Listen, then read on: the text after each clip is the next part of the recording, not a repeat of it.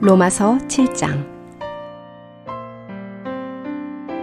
형제들이여, 율법은 사람이 살아있는 동안에만 권위를 행사할 수 있다는 것을 여러분은 잘 알고 있습니다.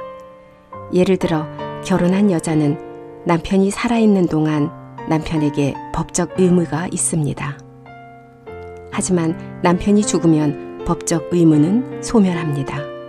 즉, 남편이 살아있는데도 다른 남자에게 몸을 맡긴다면 그녀는 간통녀라는 낙인이 찍힙니다. 하지만 똑같은 일을 그 남편이 죽은 후에 행한다면 그녀를 간통녀라고 부를 사람은 아무도 없습니다. 남편의 죽음으로 법적 구속력이 사라졌기 때문입니다.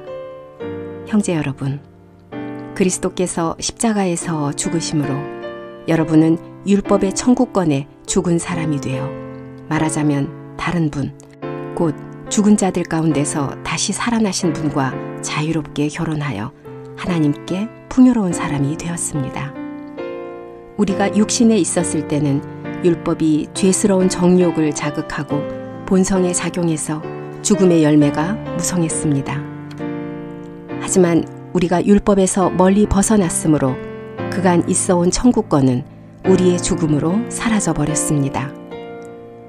우리는 율법의 문자에 복종하는 옛날 방식이 아니라 새로운 방식으로 성령 안에서 자유롭게 하나님을 섬깁니다.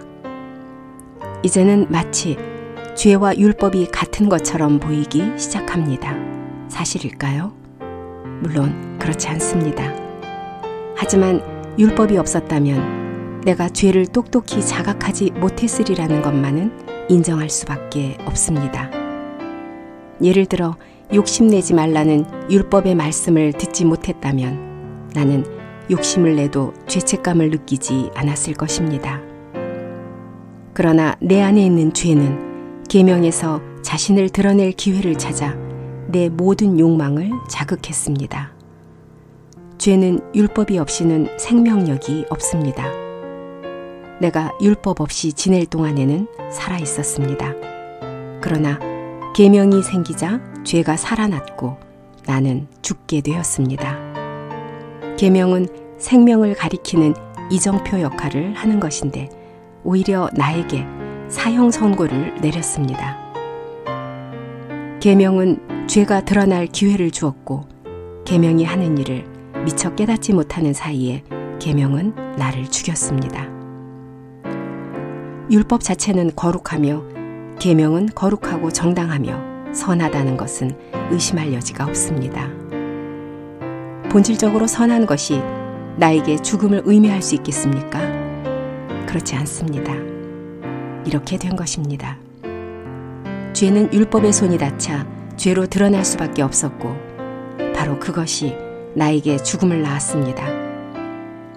율법의 손이 닿자 죄는 철저히 죄스러운 본성을 드러냈습니다. 율법 자체는 영적인 것임을 우리는 압니다. 유욕에 물들어 영혼을 죄에 팔아넘긴 것은 바로 나입니다. 나는 내 행동이 당혹스럽습니다. 정말 혐오하는 일은 하면서 진정으로 원하는 일은 하지 않기 때문입니다.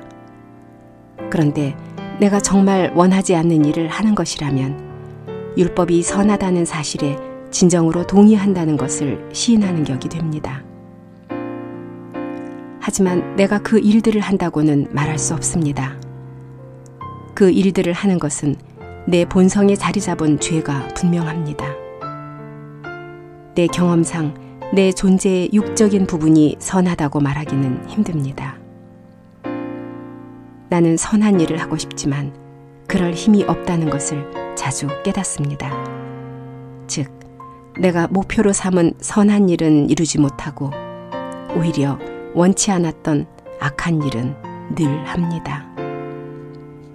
그런데 내가 정말 원치 않은 일들을 한다면, 다시 말하지만 그 일들을 하는 것은 내가 아니라 내 안에 자리 잡은 죄입니다. 내가 율법에서 경험하는 일은 선한 일을 하고 싶어도 악한 일만 할 뿐이라는 것입니다. 내 마음만큼은 하나님의 율법에 진심으로 동의합니다. 그러나 내 지체에는 다른 법이 있어서 내 마음이 따르는 율법과 끊임없이 충돌하고 죽을 몸 밖에 있는 죄의 법에 사로잡힙니다. 혼자 있으면 내 마음은 하나님의 법에 따르지만 세속적인 본성은 죄의 법에 따릅니다. 이는 무척 괴로운 상황입니다. 누가 나를 이 감옥 같은 죽을 몸에서 풀어줄 수 있겠습니까? 바로 우리 주 예수 그리스도가 이 상황에서 빠져나갈 길입니다. 하나님께 감사합니다. 아멘.